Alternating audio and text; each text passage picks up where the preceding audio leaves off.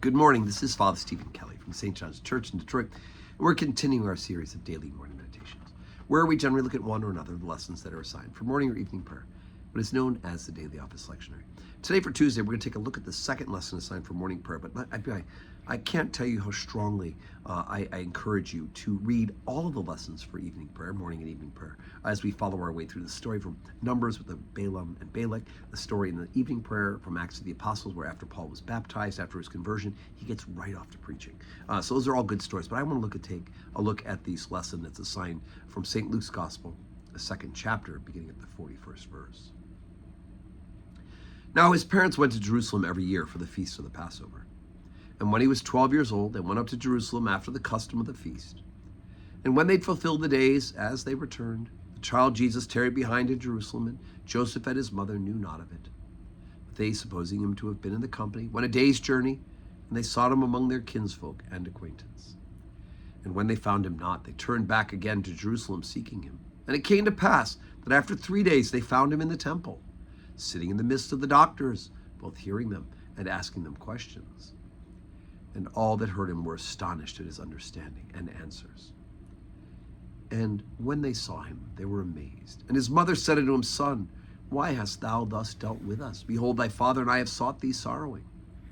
And he said unto them, How is it that ye sought me?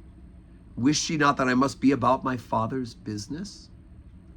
And they understood not the saying which he spake unto them. And he went down with them, and came to Nazareth, and was subject unto them. But his mother kept all these sayings in her heart.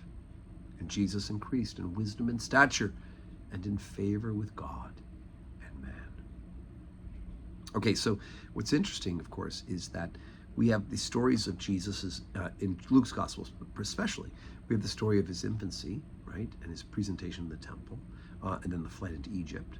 But what we don't have is anything between his infancy and the age of 30 when he begins his public ministry, with the exception of the story. This is the one thing we have of Jesus' childhood, and that is the story of them losing Jesus and then finding him in the temple.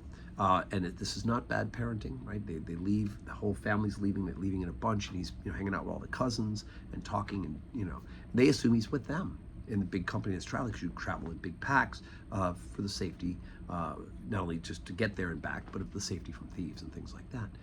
And so when they realize he's not there, they go back, and for 3 days he's sitting in the temple, he's teaching, he's asking questions, and he's astonishing the doctors of the synagogue at his wisdom for the age of 12. Well, of course he's got this wisdom. He's God already. But he's able to do that.